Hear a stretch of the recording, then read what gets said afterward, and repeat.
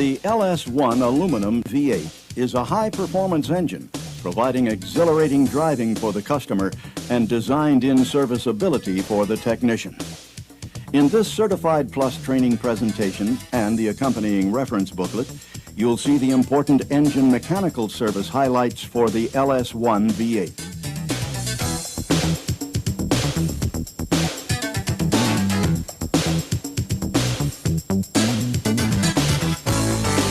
The new small block V8 engine is RPO code LS1 and features an aluminum block and heads. It displaces 5,665 cubic centimeters or 5.7 liters. The firing order is 18726543. The bore and stroke are 99 and 92 millimeters or 3.90 and 3.62 inches respectively. Power ratings for the applications are found in the reference booklet for this course. Before we look at engine disassembly, let's take a closer look at the LS1 V8 engine. One of the first things you will notice about this engine is the coil near plug ignition system. It uses individual ignition coils and short spark plug wires to deliver more spark energy to the spark plugs. The lightweight composite intake manifold reduces heat transfer to the intake charge. The manifold positions the port fuel injectors to target the intake valves for more complete atomization of the fuel. The tall intake ports in the cylinder heads enhance injector targeting. Here is the actual port and flow path to the intake valve. The aluminum cylinder heads use replicated intake and exhaust ports. This means that each intake port is the same as the other 7, and likewise with the exhaust ports. Combustion variation between cylinders is minimized by this port configuration. The valve angles are set at 15 degrees to form a shallow combustion chamber. The valve head diameters are 50.80 millimeters, or 2 inches for the intakes, and 39.40 millimeters, or 1.55 inches for the exhausts. The valve springs are conical, or beehive in shape, allowing for a lighter spring retainer. The roller rockers are made of investment cast steel with a 1.7 rocker ratio used to actuate the valves. Moving on to the engine's lower end, here we see the aluminum deep skirt block. It incorporates cast iron sleeves that are cast into the block during production. In addition, the block uses enclosed lifter bores under each cylinder head. This design provides a stiffer structure and quieter operation over an open valley design. Cylinder heads are attached to the block using 4 head bolts per cylinder. The thread bosses are located deep in the cylinder block to minimize cylinder distortion at the top of the bore, maximizing ring seal. The rigid deep skirt block utilizes cross-bolted main bearing caps. Each main cap is retained by 6 bolts. The thrust bearing is located at the number 3 location to reduce the expansion differences between the cast iron crankshaft and the aluminum block. You'll also notice holes through each of the bulkheads. These holes improve crankcase ventilation at high RPM. The crankshaft is cast from nodular iron with journal diameters of 65 millimeters or 2.56 inches for the mains and 53.33 millimeters or 2.1 inches for the rods. Each journal incorporates rolled fillets for increased strength. Center drilling through main journals number 2, 3, 4, and 5 decreases weight and improves crankcase ventilation at high RPM. A reluctor wheel for the ignition system is pressed onto the rear of the crankshaft. The LS1 uses strong, lightweight cast aluminum pistons with low tension rings and forged powder metal connecting rods. The connecting rod cap is separated during the manufacturing process using the fracture method. Connecting rod center-to-center length is 154.90 millimeters or 6.098 inches. The roller camshaft features large journals that measure 55 millimeters or 2.16 inches. The cam lobes have a large base circle relative to the lobe lift, which helps to reduce valve train loading. The hydraulic roller lifters are retained with unique glass-reinforced nylon guides. Now, on to the lubrication system. A crankshaft-driven gerotor oil pump provides oil pressure to the full-flow lubrication system. A large pickup tube delivers unrestricted oil to the pump under all conditions. Oil is supplied to the main and camshaft bearings simultaneously through a parallel priority feed arrangement. And lastly, we'll look at the engine's cooling system. Coolant follows the conventional flow path, passing through the block first, then the cylinder heads, and finally through the outlet to the radiator. Positioning the thermostat on the inlet side helps eliminate thermocycling. A coolant vapor port located at each corner of the cylinder heads eliminates vapor pockets for enhanced cooling efficiency. Additional information about the features of the LS1 engine can be found in the CPT booklet that accompanies this video presentation. In this segment of the presentation, LS1 disassembly is examined. We will only concentrate on what's new compared to the other engines you've experienced. Before beginning, it's important to note that when disassembling the engine, internal components must be separated, marked, or organized in a way to ensure reinstallation to their original location and position. This is because the components will develop specific wear patterns on their friction surfaces.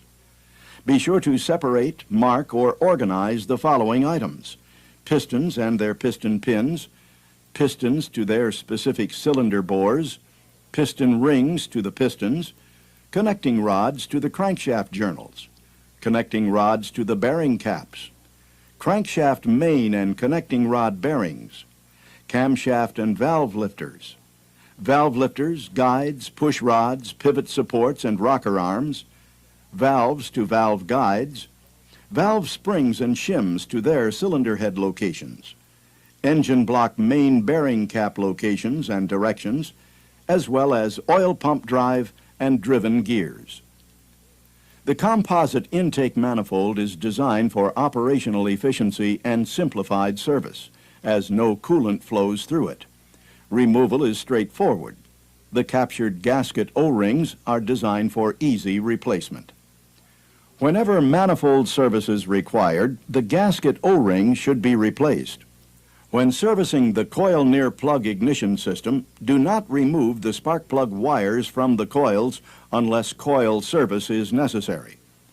Ignition coils are serviced individually and are interchangeable. Captured gasket technology also makes valve cover service quick and easy. The rocker arms for each bank of cylinders are mounted on pivot supports and are attached by individual bolts. Before cylinder head removal, the coolant vapor pipe must be unbolted. When you remove the head bolts, use a circular pattern starting from the outside working toward the center. The larger head bolts are torque to yield or stretch bolts and cannot be reused.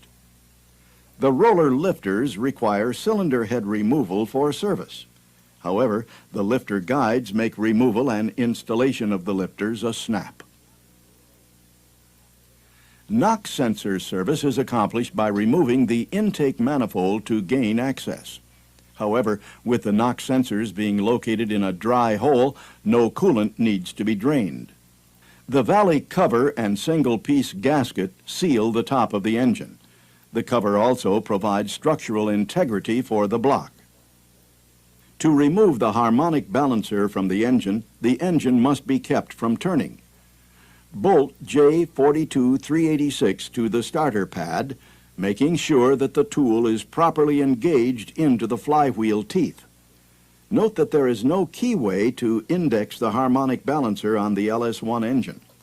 On Camaro and Firebird, the balancer can be installed in any position. However, on Corvette engines, the crankshaft and balancer should be marked prior to removal to maintain proper alignment of the additional balance weights on this application. If replacement of the balancer on Corvette is necessary, new identical dynamic balance pins must be installed in the same locations. To remove the balancer on either engine, first install J41816-2 into the crankshaft. Then position the J41816 jaws behind the balancer. Using the tools, remove the balancer from the crankshaft. After removing the water pump pulley, the water pump and thermostat housing assembly can be removed from the front of the engine. After draining the oil and removing the oil filter, the oil pan can be removed from the engine. The Corvette pan features a unique design to provide additional oil reserve under performance conditions. The pan gasket is a single plane design to reduce the possibility of oil leaks. The original pan gasket is secured to the oil pan with rivets. Once removed, there is no need to re-rivet the replacement gasket. Whenever oil pan service is performed, remove the oil pan baffle and inspect the sump for debris. Clean as necessary and reinstall the baffle. During service, the oil level sensor can be reinstalled as is, providing the sealing ring is not nicked or torn. While removal of the front and rear timing covers is straightforward, installation requires attention to detail and is highlighted later in this presentation. After removing the nut holding the pickup to the main stud, remove the pickup to oil pump bolt. Then remove the pickup. Always replace the oil pump pickup O-ring when servicing the pump or pickup. The crank-driven oil pump is removed easily. At this point, disassembly concentrates on the heart of the engine, the short block. The LS1 uses cap screw bolts to secure the caps to the rods. Once the rod cap is removed, install the J41556 guide to the connecting rod. Use a hammer and tap lightly on J41556 until the piston rings clear the block deck. At this point, you can remove the piston and rod from the block. Pistons can be removed from the rods if necessary by pressing out the piston pins. Before removal of the camshaft position sensor must be removed to avoid damage. The LS1 timing chain is a single roller type. The retainer positions the camshaft exactly in the block. Fore and aft movement is eliminated, keeping the camshaft and position sensor aligned. To remove the camshaft from the engine block, use 3 long 8 mm by 1.25 thread pitch bolts threaded into the timing gear mounting holes. Carefully remove the cam without nicking the cam bearings with the lobes of the cam. If lower timing gear service is required, install remover J41558, pilot J41816-2, and puller J8433-1 onto the crankshaft gear and remove it as you would for any other press-fit gear. The side or cross bolts have an oil sealing surface built into the head. They must be replaced whenever removed. After removing the 8 mm cross bolts and the 10 mm main cap bolts from the main caps, install slide hammer J6125-1B along with remover J41818. The slide hammer pulls straight up on the main cap without it cocking in the block. Carefully lift the crankshaft straight up until it clears the block. However, when setting it on the bench, be very careful that it does not rest on the reluctor wheel. The ignition system reluctor wheel is pressed onto the rear of the crankshaft. If the wheel sustains any damage, replace the crankshaft. If the reluctor wheel is suspect, check the lateral runout. Position the indicator tip 1 mm below the ring teeth. If the runout is in excess of 0.25 mm, the crankshaft must be replaced.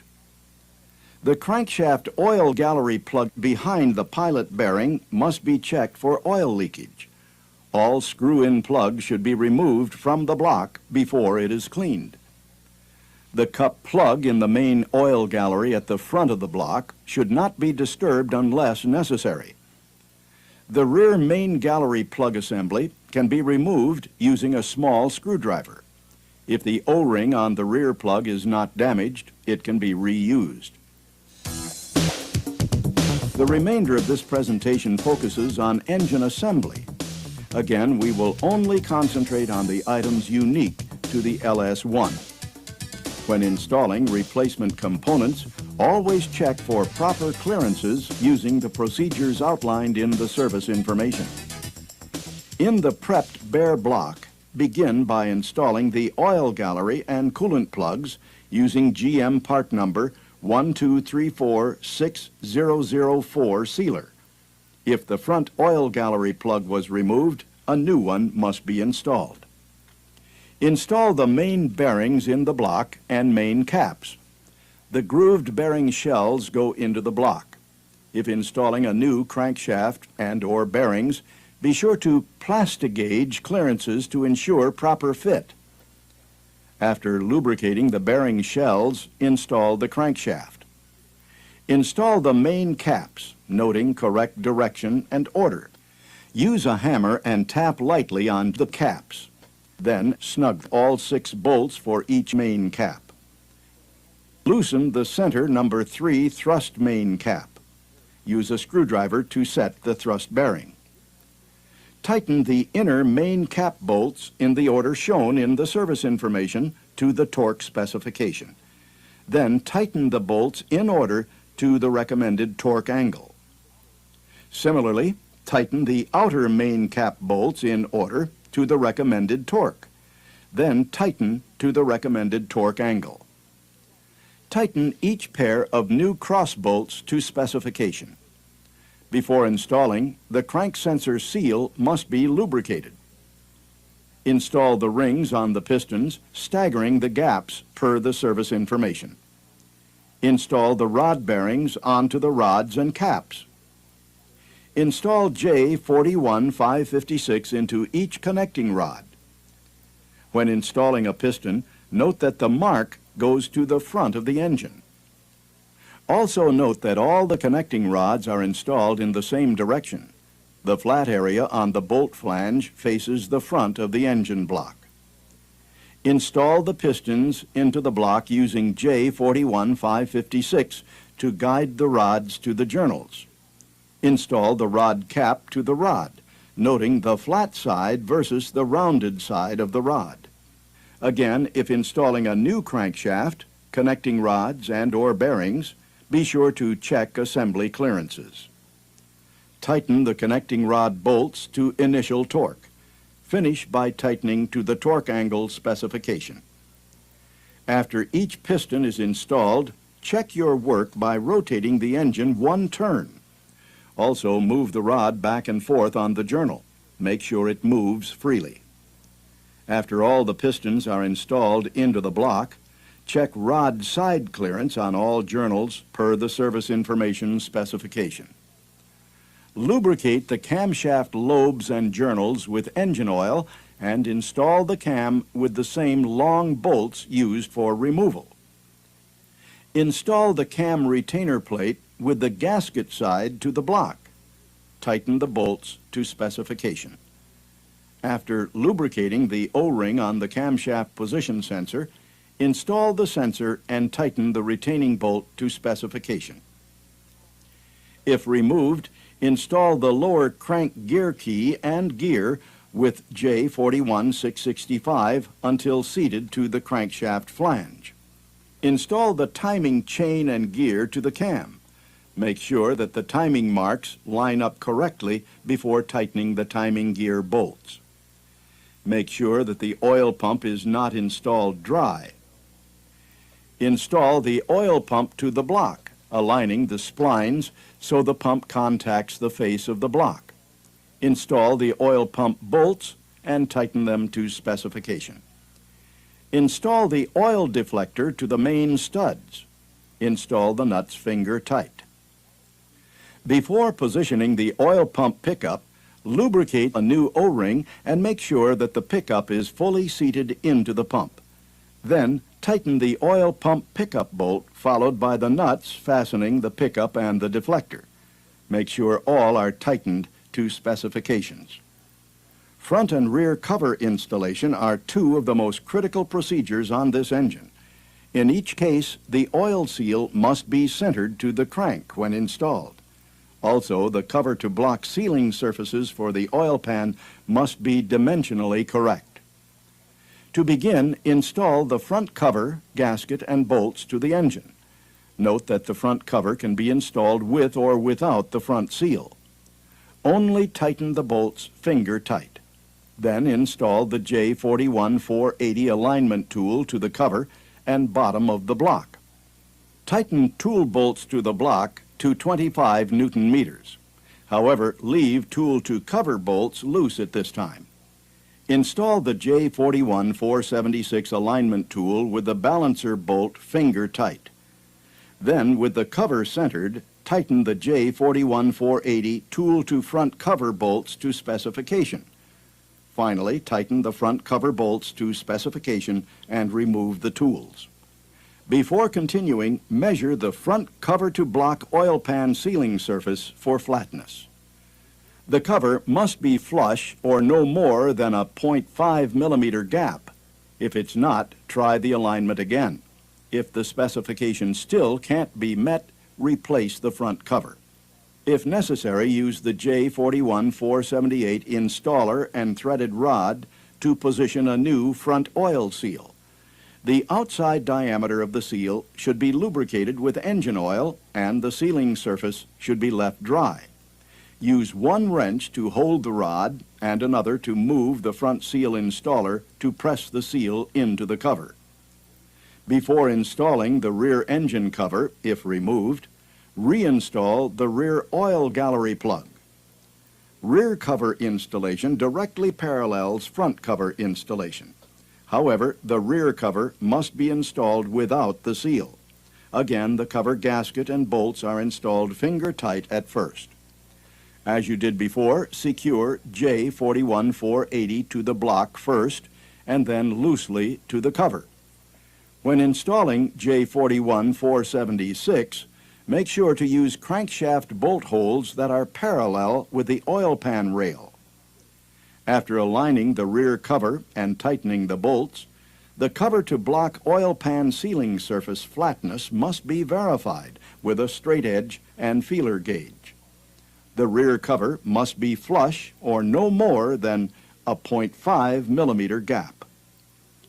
A new rear oil seal must also be installed. Again, lubricate the outside diameter of the crankshaft seal, but leave the sealing surface dry. J41-479 uses a cone to expand the lip of the seal. The tool's threaded rod installs the seal into the rear cover. For the oil pan, GM part number 123460004 sealant is applied according to the service information. The new gasket must be correctly oriented to ensure the oil gallery passages align. Then the oil pan can be installed. Check oil pan position by measuring the mating of the rear of the pan and the rear of the block. The match must be flush or no more than a 0.5 millimeter gap.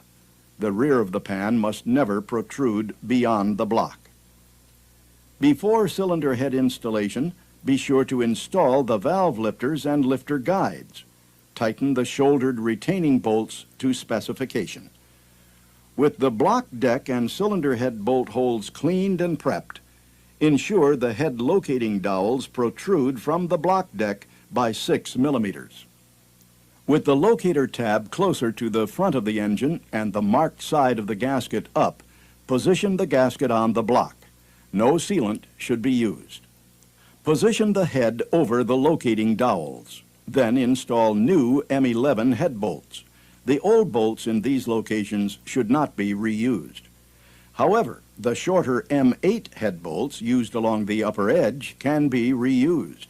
Apply an approved thread locking compound. Tighten the M11 bolts in the order shown in the service information to the torque specification. Then tighten the bolts in order to the recommended torque angle, followed by an additional tightening to a specified number of degrees as well. The upper M8 bolts are tightened to a specified torque only. Install the flywheel and bolt J42386 to the starter pad, making sure that the tool is properly engaged into the flywheel teeth. Install the harmonic balancer using tool J41665. On the Corvette, be sure to align the marks on the crankshaft and balancer. After tightening the old balancer bolt to the recommended torque for proper seating, remove the old bolt and check the balancer for proper positioning. Then install the new balancer bolt and tighten it to specification. Tighten it the additional specified number of degrees as well. After lubricating all valve train components according to the service information, install the rocker pivot support, push rods, and rocker arms along with the attaching bolts. Do not tighten the bolts at this time. First, rotate the engine to top dead center for the number 1 cylinder. Slowly tighten the specified rockers according to the service information. Then rotate the engine and slowly tighten the remaining rockers in order according to the service information. Before installing the valve covers, make sure to use new gaskets. The oil fill goes to the right front of the engine. Tighten the bolts to specification. Always use new seals and a new gasket when servicing the valley cover. After lubricating the new knock sensor seal surfaces with engine oil, install the gasket and valley cover. Tighten the bolts to specification. When installing the knock sensors, tighten them to specification. Before installing the wiring harness for the knock sensors, install new gaskets onto the vapor vent tube. Install the vapor vent tube with the bolts tightened to specification. At this point, the knock sensor harness can be installed. Make sure to install the seals completely and secure the harness to the coolant vapor vent pipe. Then install the water pump. At the intake manifold, be sure to use new gasket O-rings. The intake manifold bolts receive a new 5mm band of thread lock per service information specification. Be sure to position the fuel rail stop bracket onto the manifold. This bracket is a critical protection component for the fuel system. Tighten the manifold bolts in the specified sequence to specification. The remaining LS1 engine assembly procedures parallel other engines. Be sure to use the service information for tightening sequences and specifications, as well as engine setup and testing. Thoroughly review the reference booklet that accompanies this presentation. In the booklet, you'll find additional coverage of engine features, overhaul specifications, and the test you must take to receive credit for this CPT course. The aluminum Gen 3 V8 is a high-performance engine. Customers, as always, depend on their trusted GM service technicians to ensure that when repair is required, they know it'll be done right the first time, on time, every time.